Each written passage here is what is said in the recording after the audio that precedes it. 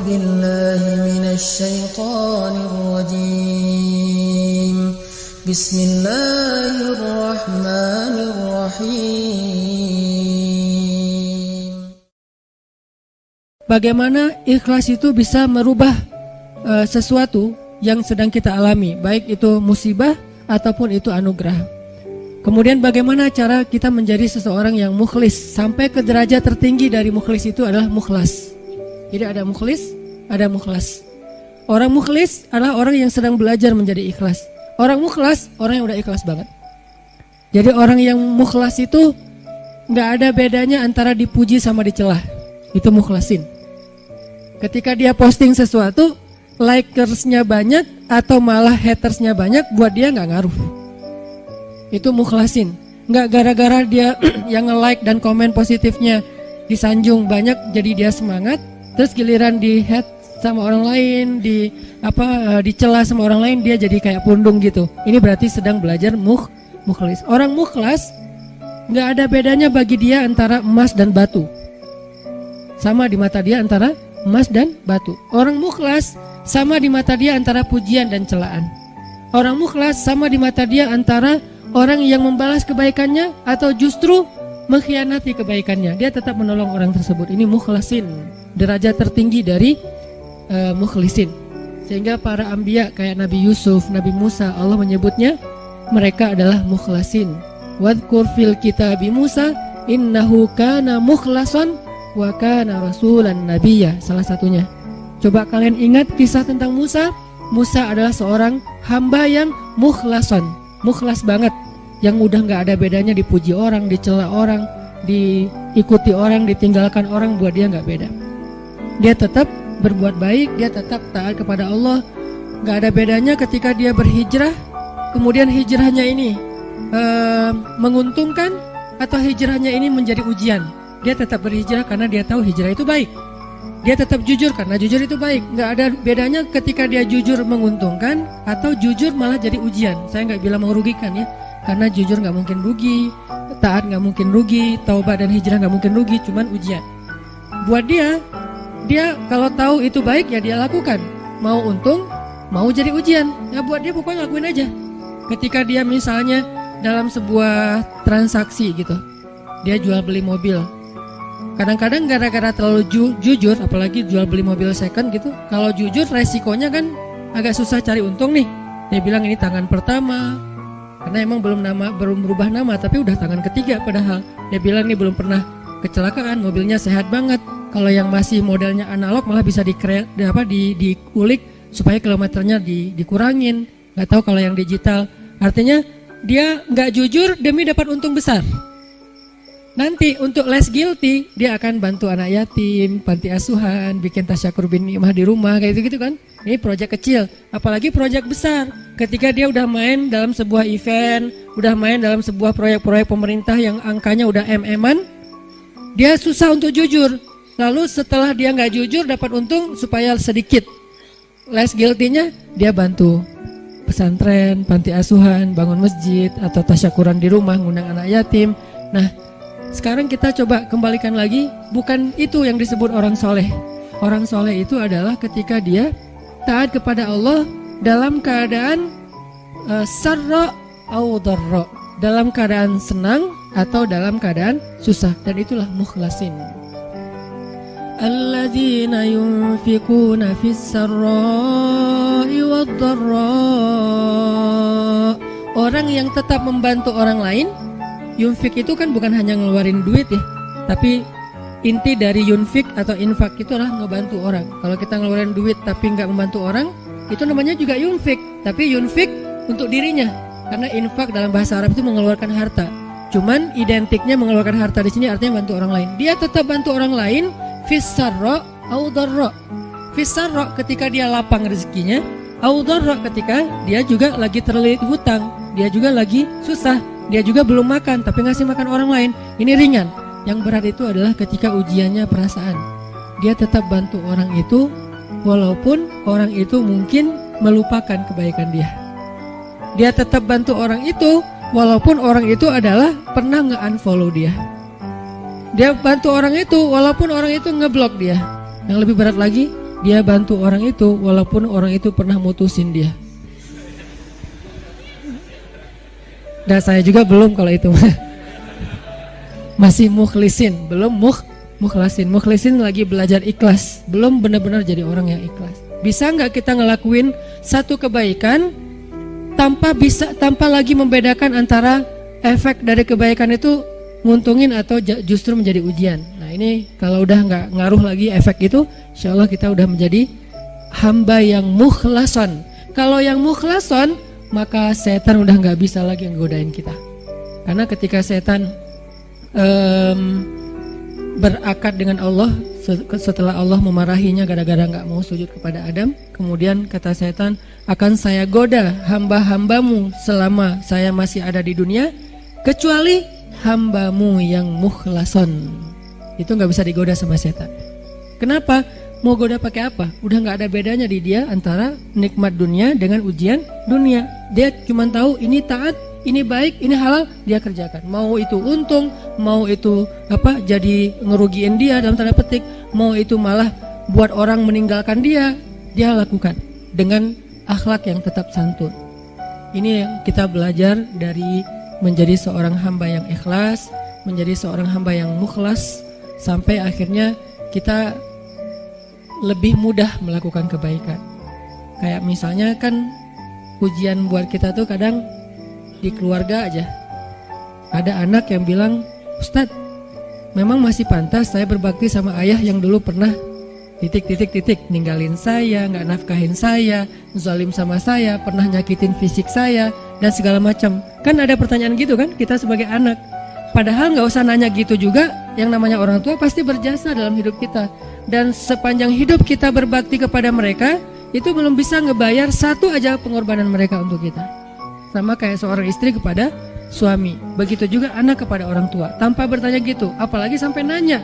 Kalau sampai misalnya kita berpikir, ayah saya pernah zalim sama saya, ibu saya pernah zalim sama saya dengan berbagai macam kasus, maka jawabannya kalau dari angle konten kita malam ini, mau jadi orang yang mukhlas atau mau jadi orang yang pamrih. Kalau mau jadi orang yang mukhlas, gak ada bedanya. Asalkan itu adalah berbakti kepada orang tua. Apapun orang tuanya, mau orang tuanya baik atau menurut dia gak baik, yang namanya Allah suruh berbakti, ya saya berbakti. Orang saya kan ngelakuinnya karena Allah, berakadnya kepada Allah, bukan kepada makhluk. Itu kan inti dari ikhlas, berakad dengan Allah, bukan berakad dengan makhluk. Kalau berakad dengan Allah maksudnya apa? Berarti kita minta rewardnya dari Allah, minta apresiasinya dari Allah, minta kebaikannya dari Allah, bukan dari makhluk. Yang kita harapin like dari Allah, yang kita harapin di repost oleh Allah. Karena ada sahabat-sahabat yang captionnya pernah di repost sama Allah di Al-Quran. Salah satu sahabat yang captionnya di repost siapa? Umar bin Khattab, 3 kali di repost oleh Al-Quran.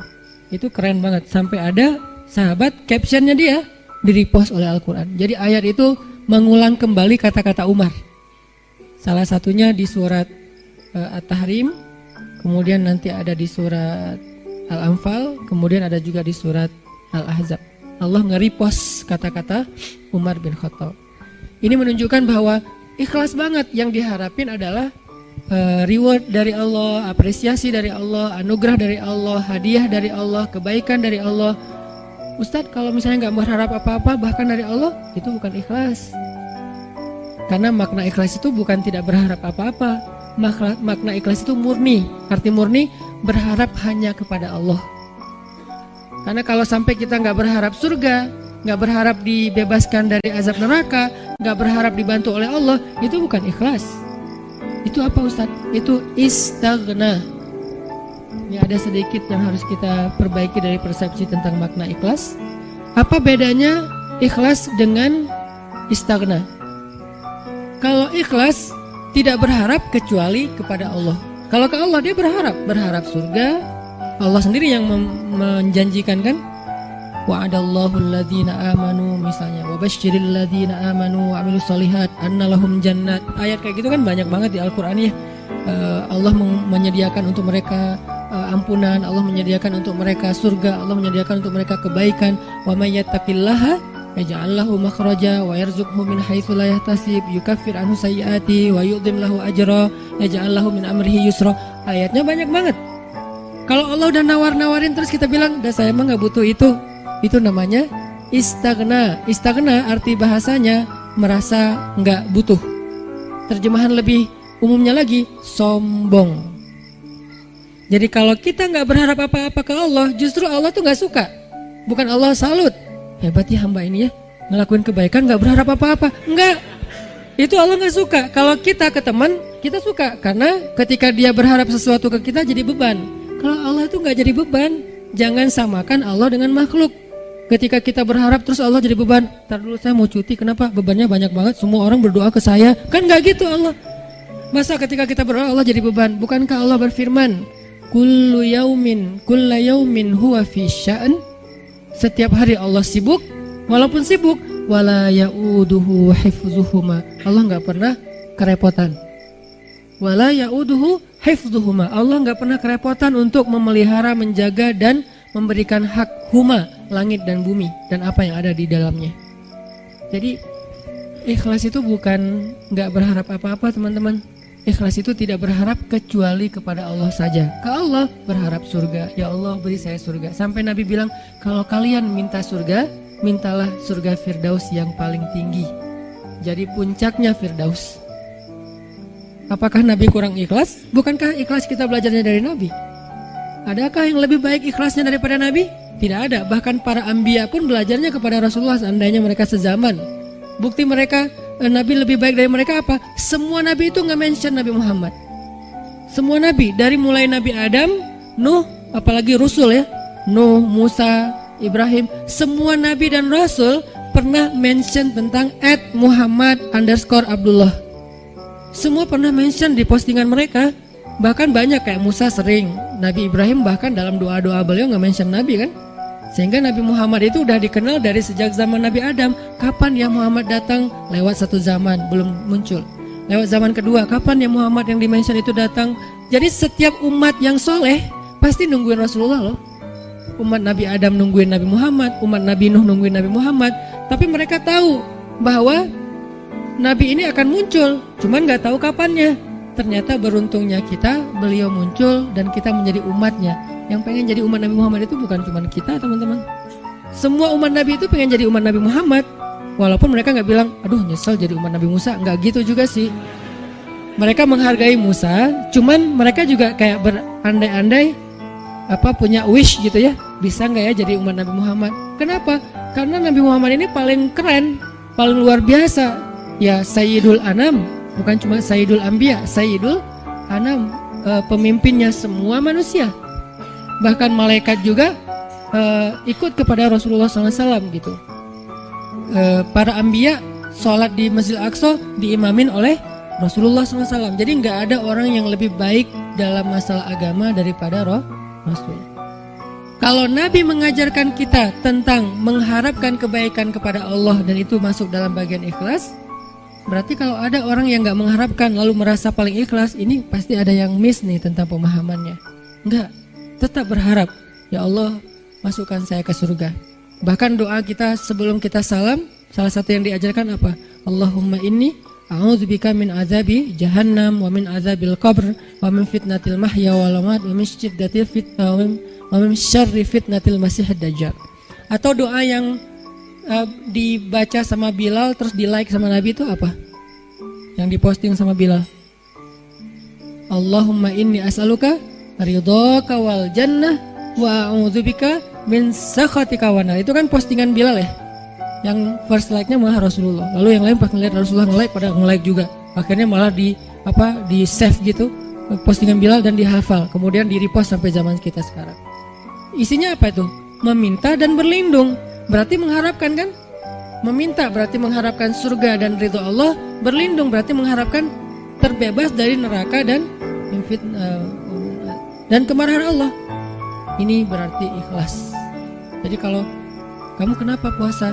Biar ujian nasionalnya lancar. Oh gak ikhlas tuh. Ikhlas kalau berharapnya ke Allah. Kenapa tahajud? Biar nilainya bagus. Ikhlas kalau berharapnya ke Allah. Kenapa ini? Karena ini. Kenapa ini? Baik urusan dunia maupun urusan akhirat selama halal ya. Karena kalau kenapa sekarang kamu rajin tahajud? Biar gua bisa dagangannya laku. Padahal dalam berdagang dia banyak curang. Ini nih agak klise nih. Klise sekali ya. Mirip-mirip dengan orang Khawarij di zaman sahabat. Sampai Nabi bilang gini. Ini klisenya Khawarij ya. Kalau di zaman kita menurut sebagian besar ulama dan saya sepakat dengan itu seperti ISIS. Klisenya Khawarij itu apa? Kata Nabi, kalau kalian membandingkan ibadah kalian dengan ibadah mereka, maka kalian akan meremehkan ibadah kalian. Saking ibadah orang Khawarij itu luar biasa. Itu soleh banget dari sisi ibadah ya. Taat banget, rajin ibadah banget. Sampai di zaman sahabat ada orang Khawarij lagi selesai perang, mereka istirahat di bawah sebuah pohon korma. Duduk di atas kepala para sahabat. Jadi ada sahabat yang dipenggal kepalanya, mereka duduk di atas kepala sahabat yang habis dipenggal, istirahat, tiba-tiba jatuh buah kurma. Pas buah kurma jatuh, temannya ngambil.